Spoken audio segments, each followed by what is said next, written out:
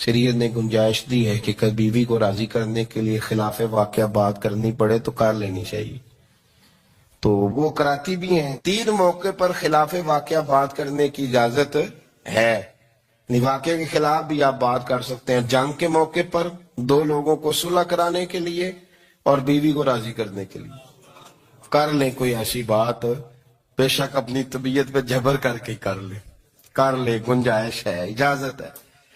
تو وہ کہتے ہیں جب وہ گاڑی میں میرے ساتھ بیٹھی بن سور کے، وہ تقاضا کرنے لگی کہ میں نے بڑے اچھے کپڑے پہنے ہیں پر آپ نے توجہ نہیں کرائی۔ وہ سیانا بندہ تھا، وہ چاہ رہا تھا کہ میری خاتون سمجھ جائیں۔ وہ کہتے ہیں مجھے پتا تھا کہ بیچاری مس گائیڈ ہو گئی ہے، دل کی بڑی اچھی ہے، سیانی ہے، لیکن اس کو کچھ خواتین نے، کچھ لوگوں نے مل کے اس کو ذہن غلط کر دیا ہے کہ سماج میں نکلو، باہر جاؤ، کام کرو، فلاں کرو، اپنی مرضی سے جیو۔ تو میرے ساتھ گاڑی میں بیٹھی کہیں جانے کے لیے، تو مجھ سے کہنے لگی کہ آپ نے میری طرف توجہ ہی نہیں کی، آپ نے کوئی ذکر ہی نہیں کیا کہ میں کیسی لگ رہی ہوں۔ تو وہ کہتے ہیں میں نے اسے کہا کہ اگر تو ناراض نہ ہو تو پھر میں صحیح والی تعریف کر دوں۔ تو اس نے کہا کہ آپ کر دیں۔ تو کہتے ہیں میں نے درد سے اور خلوص سے اپنی بیوی سے کہا، خلوص کے ساتھ میں نے کہا میں تو روز گھر ہوتا ہوں، روز شام کو گھر ہوتا ہوں، اگر تو میرے لیے تیار ہوتی تو میں تیری تعریف کرتا، لیکن آج تو باہر جانے کے لیے تیار ہوئی، تو پھر ان سے تعریف کی امید رکھ جن کے لیے تو نے تیاری کی ہے۔ میرے لیے تیاری کرتی تو میں تو ہر شام تیرے پاس ہوتا ہوں۔ کہتے ہیں میرے لفظوں میں درد تھا تو وہ بھی رو پڑی، اور کہنے لگی آپ گاڑی روک دیں، مجھے باہر جا کے کسی کو راضی نہیں کرنا، میں نے اسے راضی کرنا ہے جس کو رب کریم نے میرا شوہر بنایا اور میرے لیے منتخب کیا ہے، میرے ماں باپ کو، میں واپس لوٹتی ہوں۔ یہ ایک پہلو ہے سلگتا ہوا، اس کو سمجھا جائے۔ رسول کریم صلی اللہ علیہ وسلم عرب کی کواری لڑکیوں سے زیادہ حیا والے تھے، کواری لڑکیوں سے زیادہ حضور حیا فرمایا کرتے تھے۔ جب خانہ کعبہ کی مکہ شریف میں تعمیر ہو رہی تھی نا، اہل عرب اس کو تعمیر کر رہے تھے، تو نبی پاک صلی اللہ علیہ وسلم اپنے چچا حضرت عباس کے ساتھ خانہ کعبہ کی تعریف میں مصروف تھے۔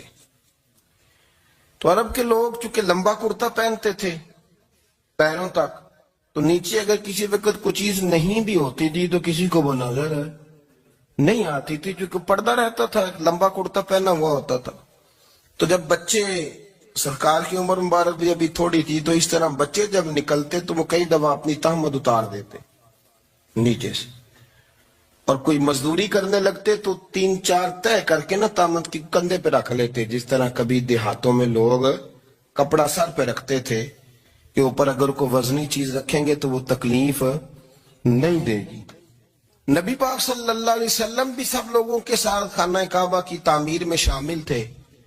تو حضرت عباس رضی اللہ تعالیٰ عنہ نے کہا حضور سے، ابھی اللہ نے نبوت بھی نہیں فرمایا تھا، بھتیجے آپ بھی تہمت اتاریے، یہ صحیح مسلم میں حدیث موجود، اور اس کو کندھے پہ رکھ لیجیے، آپ اینٹیں اٹھا کے لا رہے ہیں تو ذرا آپ کو تکلیف نہیں ہوگی۔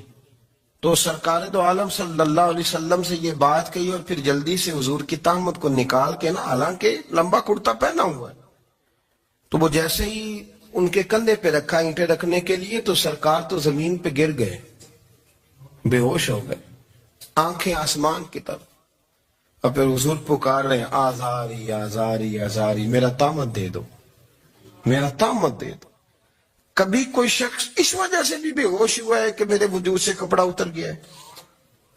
حالانکہ سرکار پر وہ بے ہوشی بھی نبی پاک کا وہ جو غلبہ ہے نا شرم و حیا کا، اس کی وجہ سے ہوئی، ورنہ تو حضور فرماتے ہیں کہ میری آنکھیں سو جاتی ہیں، دل تو میرا اس عالم میں بھی جاگتا رہتا ہے۔ تو سرکار زمین پہ تشریف لے آئے، آنکھیں میرا تہمت دے دو، میرا تہمت دے دو، تو جلدی سے انہوں نے تہمت دیا تو حضور نے باندھ لیا۔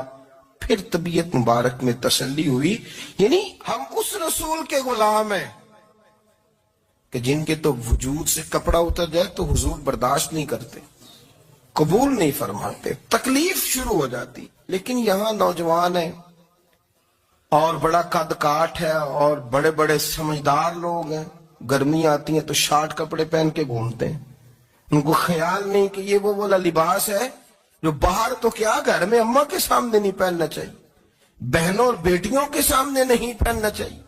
آپ کی گفتگو میں شرم و حیا ہو، آپ کے لب و لہجے کے اندر حسن ہو۔ آپ کو پتہ ہے نبی پاک صلی اللہ علیہ وسلم نے فرمایا میری امت میں سب سے زیادہ حیا کرنے والے عثمان غنی ہیں۔ عثمان غنی سب سے زیادہ حیا کرنے والے۔ آپ فرمایا کرتے تھے جب سے حضور کا چہرہ دیکھا ہے میں نے کبھی اپنی شرمگاہ بھی نہیں دیکھی، میں نے آنکھوں کا وضو نہیں توڑا، اور جب سے حضور کے دست مبارک میں نے بیعت کے لیے سیدھا ہاتھ بڑھایا تو پھر سیدھا ہاتھ میں نے کبھی گندگی کو نہیں لگایا۔ حیا۔ آپ باتھ روم کے اندر بھی غسل فرماتے تھے تو کپڑوں سمیت کرتے تھے۔ کسی نے کہا حضرت جی واش روم کے اندر کیوں نہیں کپڑے اتارتے؟ آپ فرمانے لگے باہر بندوں سے حیا کرتا ہوں، اندر جاتا ہوں تو رب سے حیا نہیں شروع ہو جاتا، وہ تو دیکھ رہا ہے نا۔ تو میں جو بات آپ کی خدمت میں عرض کرنا چاہتا ہوں اس کو آپ سمجھیے گا میرے عزیز، کہ شرم والا مزاج، گفتگو بھی شرم والی، آنکھیں بھی شرم والی، لباس بھی شرم والا، دوستی یاری بھی شرم والی، بہت ساری ایسی باتیں۔ دیکھیں نا آپ ذرا، میں نے کہا کہ باتوں کو سن کے گزر نہ جایا کریں، اس کی گہرائی پر غور کریں۔ حضور علم کا سمندر ہے، سرکار سے زیادہ علم دنیا میں کسی کے پاس موجود نہیں ہے، اور صحابہ کو موقع ملا ہوا ہے اس سمندر سے فیض لینے کا، لیکن ان کی حالت یہ ہے کہ حضرت علی المرتضیٰ فرماتے ہیں 14 دن گزر جاتے، حضور سے کوئی سوال پوچھنا ہوتا تھا پر میں شرم کے بارے نہیں پوچھ پاتا تھا۔ 14 دن۔ سب سے پہلے تو ارشاد فرمایا کہ یہ وہ محبوب ہیں جو نبی امی ہے۔ نبی پاک صلی اللہ تعالی علیہ وسلم نے کسی مدرسے سے پڑھا نہیں، حضور علیہ السلام نے کسی دنیاوی استاد کے سامنے بیٹھ کر تعلیم حاصل نہیں کی، محبوب کو جو پڑھایا اور سکھایا ہے رب تعالیٰ نے سکھایا ہے۔ حضور نے دنیا میں کسی سے نہیں پڑھا، حضور کا کوئی استاذ نہیں، لیکن علم و حکمت کے